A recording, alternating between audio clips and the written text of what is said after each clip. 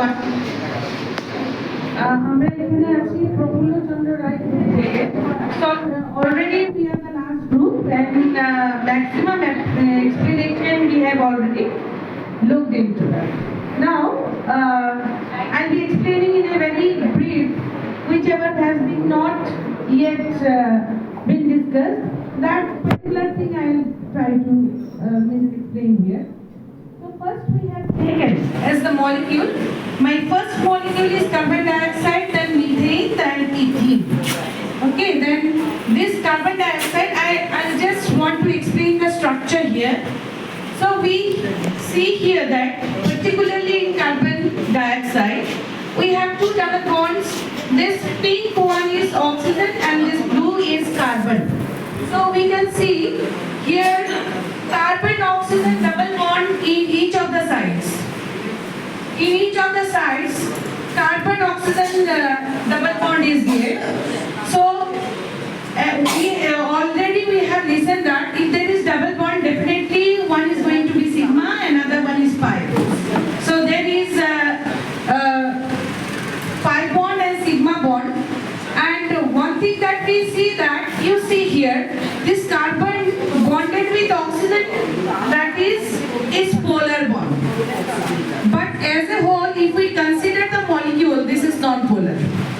So carbon oxygen bond is polar bond, but when we find that there is a two similar kinds of bonds either side of carbon-carbon double bond, carbon with oxygen, then here what it happens is that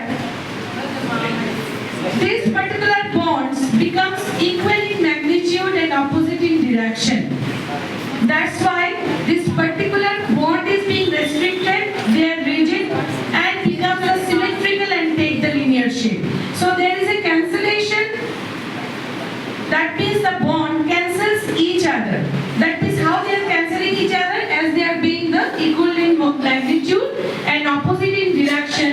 So this carbon-carbon double bond, carbon-oxygen double bond, being a polar, whenever it comes to both the sides, it becomes non-polar due to equal in magnitude and opposite in direction. So they cancel each other. So they are being balanced here now. They are getting 180 degree and they are linear in shape. Next one is our methane, a very important compound in organic chemistry. Carbon is bonded to 4 other hydrogen atoms. We can see here in this particular bond. So single bond, definitely these are all covalent bonds, as we have taken the organic chemistry part here. Methane is an organic compound. So here we can see that carbon is attached to 4 other hydrogen atoms. This particular arrangement is such that they are forming a tetrahedral shape, forming a bond angle of 109 degree 5 minutes. So here, this bond is strong enough, and we can see the application of methane in different fields in our practical life also. So I am not going into it in detail very much. And this is ethene, you can see here. So here we have carbon-carbon double bond, and these two carbon with double bonds, and we are having 4 hydrogen atoms here. They are forming a trigonal planar geometry. They are forming a trigonal planar geometry, means sp2 hybridization. So here we can see the s orbitals and unhybridized p orbitals. So head-to-head overlap of the s orbitals is there, along with that side-wise overlapping of the unhybridized p orbitals also taking place here. So making this particular bond, that is sp2 hybridization and 120 degree. It is approximately, not approximately, exactly whatever we find in the experimental case, it is 117.9. So we can consider it 120 degree. So it becomes a trigonal planar geometry. And in this case, what we find that carbon-carbon double bond is the rotation is being restricted. So the whatever we see this as the rotation of the carbon-carbon double bond is restricted, so the molecule is very rigid. So here goes the explanation. I am not carrying it too long. And next we are having the formation of some chemical compounds. So already my dear colleagues and my friends already so much of discussion we had. Now I want to tell a particular thing. We have seen molecules formation, derivation of molecule.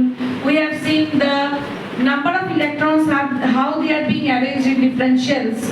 How many electrons will be there in the shells, that also we can see by 2n square formula by which was being given by Bohr. So all this we have already seen it. Now one just thing I want to discuss here is the most important, why do atoms combine? The first and foremost thing is that when we are explaining why do atoms combine. So when we are explaining this particular part, atoms combine in order to attain the stability. That is by forming molecules. The thing is that, do all the atoms combine? All kinds of atoms combine? No. If this is, this doesn't happen all the time, because some atoms are already having their stable electronic configuration. Now when we are having this concept, just asking for everybody that, suppose I am stable, I am standing here, so I don't need any support, right? So I am talking to you all, so I am fit and fine, healthy, and I am talking to you all. I don't need anyone's support. So I become inert, means I am non-reactive. I am not entering into any kind of chemical combination. But those who have fractured legs, broken bones, what do? They are going to take someone's help. They need some stick. They need some support of their relatives, friends in order to attain the stability. So that is what comes into chemical combination. Whenever we are unstable, we try to attain the stable electronic configuration. How it happens? This happens by forming molecules. So here we have formed the molecules.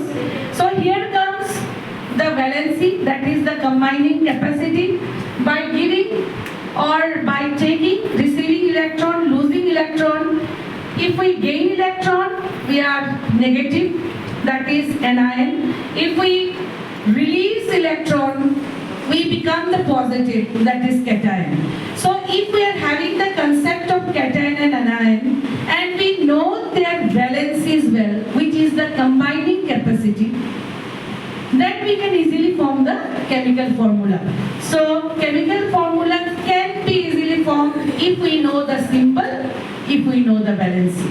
If both the things are clear to us, that we can form the chemical formula of any compound.